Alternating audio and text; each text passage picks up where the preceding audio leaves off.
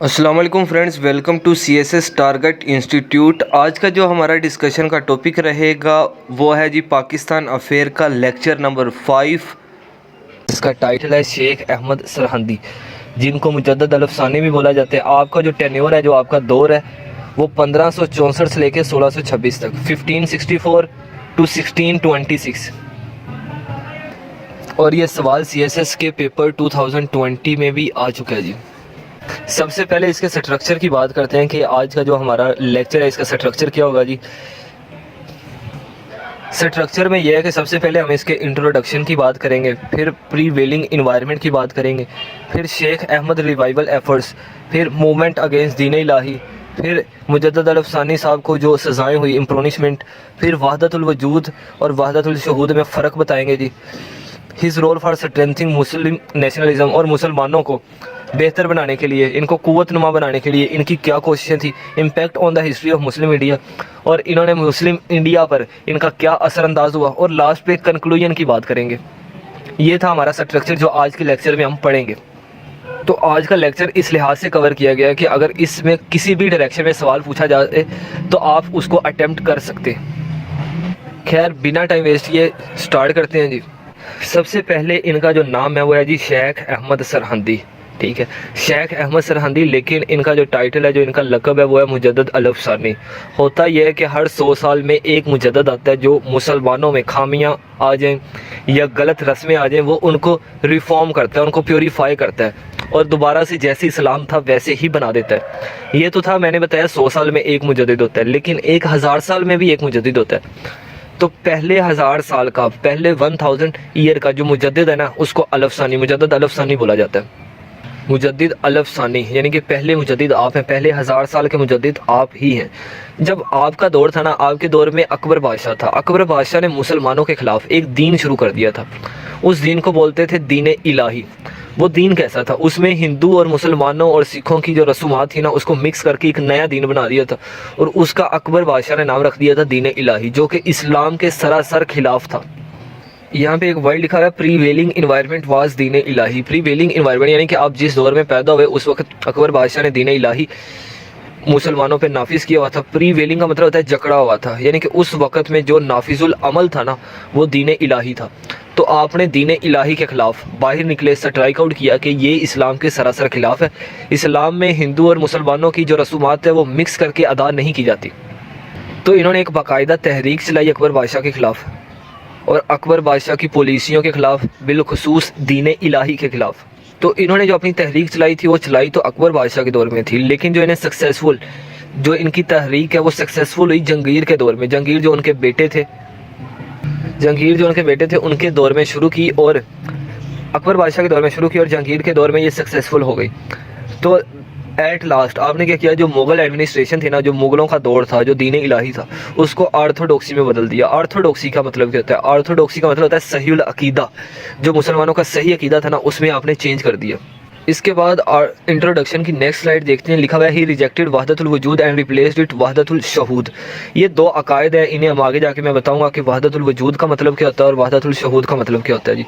तो इन्होंने जो वहदतुल वजूद का अकीदा था ना, उसको ख़त्म कर दिया, रिजेक्ट कर दिया, और वहदतुल शहूद के अकीदे को अडोप्ट किया। इन सिंपल ये कि वहदतुल वजूद के अकीदे को इन्होंने कहा ये नहीं ठीक, ये इम्प्लीमेंट नहीं होना चाहिए, और वहदतुल शहूद के अकीदे को इन्होंने समझा कि ये मुसलमानों के लिए सही है और इसको ही अडोप्ट किया। तो इनकी रिफॉर्म्स के लिहाज से देखा जाए तो पाकिस्तान की जो टू नेशन थ्योरी है ना, तो आप समझें कि यहाँ से ही स्टार्ट हो गई थी कि मुसलमान और हिंदू अलग-अलग दो कौमें हैं। तो सबसे पहले ये थ्योरी इन्होंने ही दी थी। यानी कि इस थ्योरी का जो कॉन्सेप्ट है ना, वो पीछे से चलता आ रहा था। दी तो आके अल्लामा इकबाल रहमतुल्लाह अलैह, लेकिन पीछे से ही चलती आ रही थी। वो पहली दफ़ा जो कॉन्सेप्ट दिया था वो शेख अहमद सरहंदी साहब ने ही दिया था। तो अगर मैं ये कहूँ कि ये फाउंडर ऑफ पाकिस्तान है इनडायरेक्टली तौर पे, तो ये गलत नहीं होगा। अब बात करते हैं प्रीवेलिंग इन्वायरमेंट की। तो उस वक़्त में जो प्रीवेलिंग इन्वायरमेंट था, यानी कि उस दौर में जो इन्वायरमेंट, जो माहौल था, नाफिजुल अमल माहौल था, वो मैंने पहले भी बता दिया दीन इलाही था।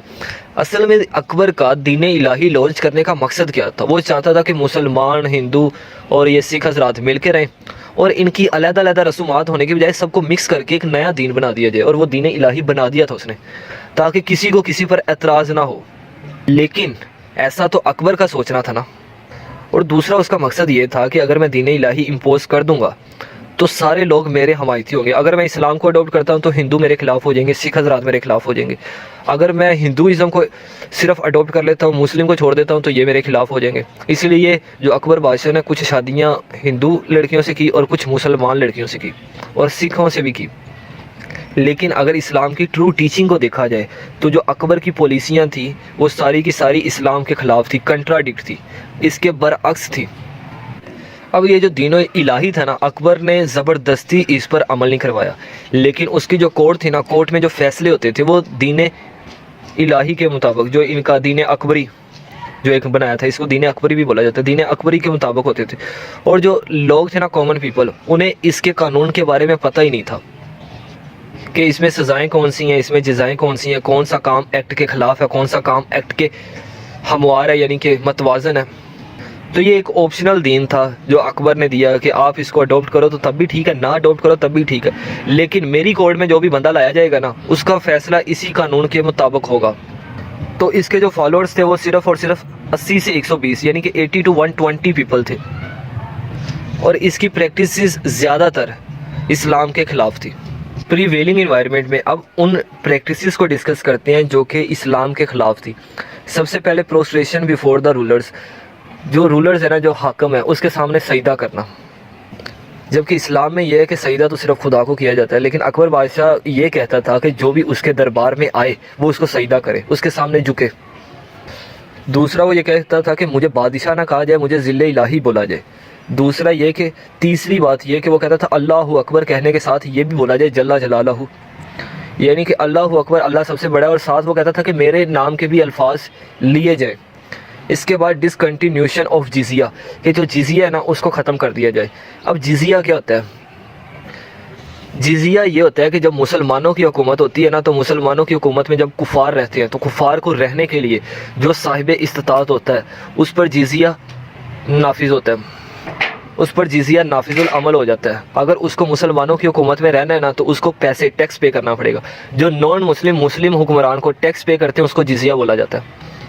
5ویں نمبر پہ اس نے بولا تھا کہ جو کاؤ بھینس ہے اس کی آئندہ کے بعد قربانی نہیں ہوگی, جو کہ اسلام میں یہ ہے کہ اس کی قربانی کی جائے. Number 6 marriage with a non Muslim, کہ نان مسلم لڑکی کے ساتھ پہلے میرج اسلام میں تو ہے ہی نہیں ہے, لیکن اکبر بادشاہ نے کیا کہا تھا کہ نان مسلم کے ساتھ جو شادی ہے وہ الاؤ ہے, جس کے ساتھ چاہو کر لو, کیونکہ اس کی اپنی کچھ وائف سکھ تھی, ہندو تھی اور مسلمان تھی. تو یہ 6 پریکٹسز میں نے بتائی ہیں کہ جو ان اسلامک تھی, جو کہ غیر اسلامی تھی, ان کا اسلام میں تصور نہیں تھا, لیکن اکبر نے اپنے دور میں انہیں اڈاپٹ کیا ہوا تھا. دین اکبر بادشاہ نے ایک موومنٹ چلائی, ایک تحریک چلائی دین الہی کے خلاف, اس کو کہتے ہیں 3 فولڈ اسٹریٹجی. تو اس نے 3 فولڈ اسٹریٹجی اپنائی. وہ 3 فولڈ اسٹریٹجی کیا پڑھتے ہیں جی؟ سب سے پہلے جو مجدد علب ثانی نے اسٹریٹجی اپنائی ہے نا, اس نے اپنے کچھ شاگرد حضرات تیار کیے.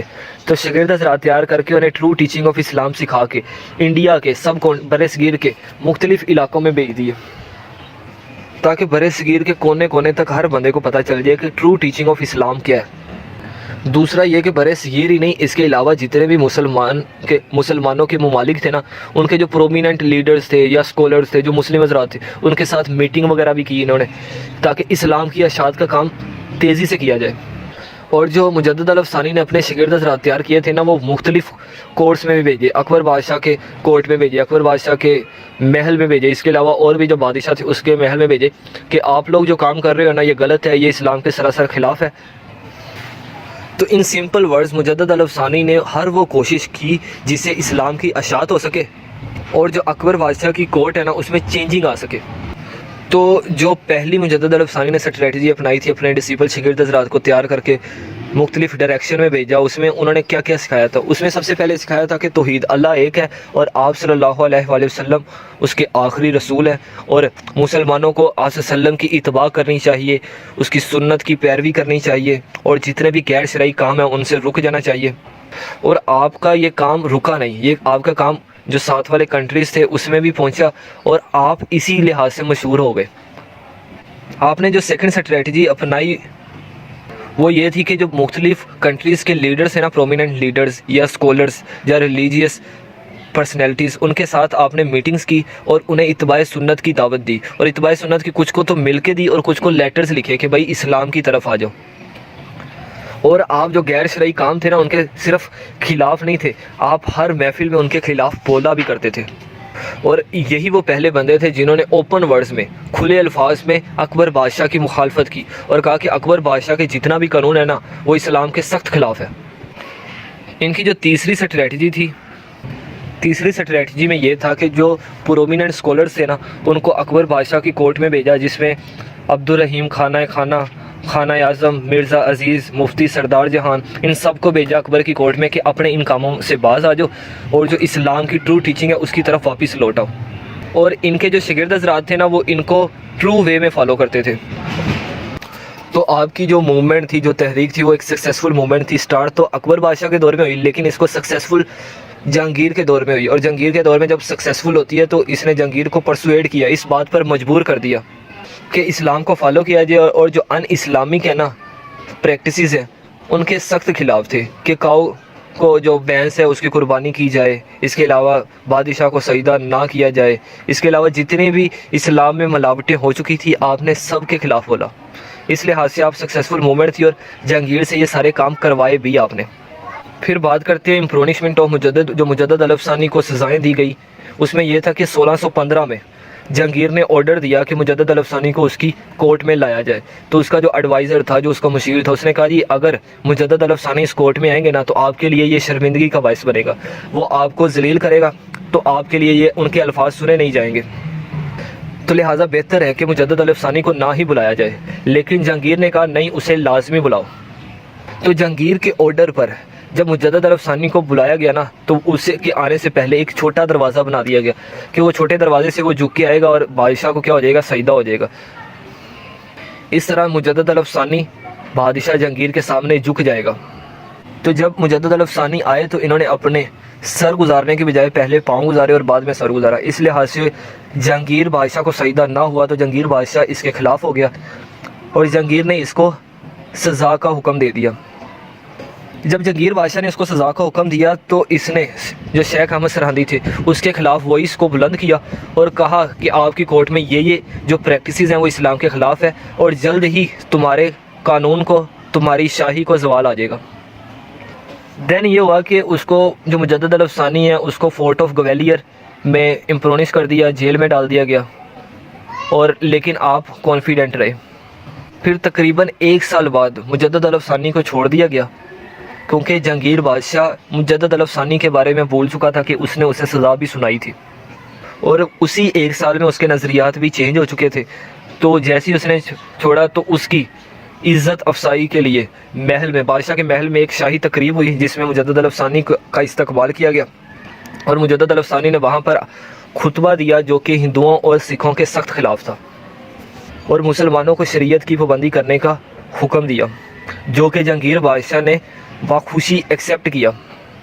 اب بات کرتے ہیں وحدت الوجود کی اور وحدت الشہود کی۔ وحدت الوجود کیا ہوتا ہے اور وحدت الشہود کیا ہوتا ہے؟ اکبر بادشاہ کے دور میں جو صوفی حضرات تھے نا انہوں نے وحدت الوجود کو اڈوپٹ کیا۔ وہاں کے جو صوفی، اپنے آپ کو صوفی کہنے والے لوگ تھے، انہوں نے وحدت الوجود کو اڈوپٹ کیا اور وہ وحدت الشہود کے خلاف تھے۔ لیکن جبکہ مجدد الف ثانی وحدت الوجود کے خلاف تھے لیکن وحدت الشہود کو ایکسیپٹ کیا، آپ نے اڈوپٹ کیا۔ وحدت الوجود کسے کہتے ہیں جی؟ وحدت الوجود اس کو کہتے ہیں کہ جو وحدت الوجود پر یقین رکھنے والا ہوتا ہے نا وہ سمجھتا ہے کہ انسان اور خدا میں کوئی فرق نہیں ہے، دونوں ایک ہی چیز سے بنے ہیں، دونوں فیلنگز رکھتے ہیں، دونوں ہی سوتے ہیں، دونوں ہی کھاتے پیتے ہیں۔ یہ وحدت الوجود کی تھیوری ہے، اور ان کا یہ بھی ماننا ہے کہ اس کائنات کے ہر ذرے میں خدا بستا ہے۔ لیکن شیخ احمد سرہندی کا جو فلسفی تھی وہ اس کے ٹرولی اگینسٹ تھی۔ انہوں نے وحدت الشہود کی تھیوری پیش کی۔ وحدت الشہود کسے کہتے ہیں؟ وحدت الشہود کا مطلب ہوتا ہے جی which mean that the creator and creatures were two different and separate entities, کہ خدا جس نے بنایا انسان کو وہ اور ہے اور جو بننے والا ہے وہ اور ہے، اس کی جو خصوصیات ہیں وہ اور ہیں، جو بننے والا ہے اس کی خصوصیات اور ہیں، دونوں ایک چیزیں نہیں ہیں۔ جو انسان ہے جو بنا ہوا ہے اس میں جو خصوصیات ہیں اس میں کھانا پینا، سونا، بیٹھنا، اٹھنا اس میں شامل ہے، جبکہ جو خدا کی ذات ہے اس میں یہ چیزیں شامل نہیں ہیں، خدا ان سب چیزوں سے پاک ہے۔ اور یہی تھیوری تھی وحدت الشہود کی۔ اور دوسری وحدت الوجود میں یہ تھا کہ ہر کائنات کا ذرہ جو ہوتا ہے اس میں خدا بستا ہے، لیکن وحدت الشہود میں یہ نہیں ہوتا۔ وحدت الشہود میں یہ ہوتا ہے کہ ہر جو ذرہ ہے وہ خدا کے ہونے کی دلیل ہے۔ نیکسٹ سلائیڈ ہمارے پاس اسٹرینتھنگ مسلم نیشنلزم۔ سب سے پہلے ورڈ جو نیشنلزم ہے نا، قومیت پرستی۔ قومیت پرستی یعنی کہ صرف اسلام کو اڈاپٹ کرنا اور باقی سارے دینوں کو چھوڑ دینا، یعنی کہ صرف اپنے ہی دین کو پروموٹ کرنا اور دوسروں کو نہ پروموٹ کرنا، دوسروں کی پابندی نہ کرنا یا فالو نہ کرنا، اس کو کہتے ہیں نیشنلزم۔ نیشنلزم کا اردو میں مطلب ہوتا ہے قومیت پرستی۔ تو اسلام کی اشاعت کے لیے جو مسلمانوں کے کچھ ریفارمر تھے نا، انہوں نے اسلام کو اڈاپٹ کرنے کی بجائے لبرل پوائنٹ آف ویو کو یوز کیا، جس کی وجہ سے یہ ہوا کہ مسلمانوں میں اسلام کی سربلندی کا کام کم ہو گیا، لیکن نیشنلزم قومیت پرستی کا کام زیادہ ہو گیا۔ کیا مطلب؟ یعنی کہ انہوں نے اسلام کے جو کنسیپٹ تھے نا اس پر عمل کرنا تو چھوڑ دیا، لیکن وہ چاہتے تھے کہ اب قومیت پرستی میں یہ آ جاتا ہے کہ ہندوستان ہے، ہندوستان پہلے ہے، اسلام بعد میں ہے۔ ان میں یہ قومیت پرستی آ گئی تھی، کس کی وجہ سے؟ مسلمان جو رہنما تھے نا ان کا لبرل پوائنٹ آف ویو کو اڈاپٹ کرنے کی وجہ سے۔ اور یہی وہ چیز تھی جو کہ مسلمان، ہندو اور سکھوں میں فرق نہیں کر پا رہی تھی، کہ اگر قوم ایک ہے، اگر ملک ایک ہے تو پھر دین علیحدہ علیحدہ ہے، تو ایک ملک میں علیحدہ علیحدہ کیسے رہ سکتے ہیں؟ تو ان کا کنسیپٹ یہ نہیں تھا۔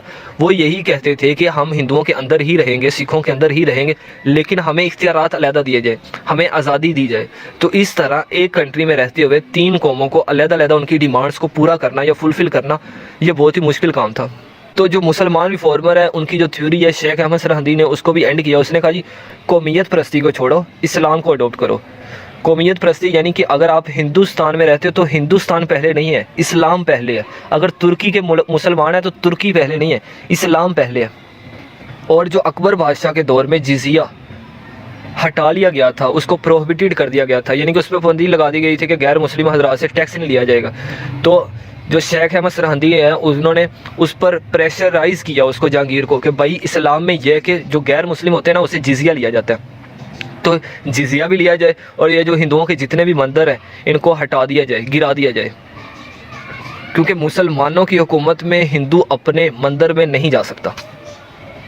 تو لاسٹ سلائیڈ ہے، اس کے کنکلوژن کی بات کرتے ہیں۔ تو کنکلوژن میں یہ ہے کہ مجدد الفسانی اپنے دور میں سکسیسفل رہا، اس نے مسلمانوں کے لیے بہت زیادہ کام کیا، دین الہی کو ختم کیا، اور مسلمانوں کی جو سوسائٹی ہے، جو اسے مسلمانوں کی جو کشتی ڈوبتی ہوئی نظر آئی، اس کو دوبارہ اس نے فلو کروایا۔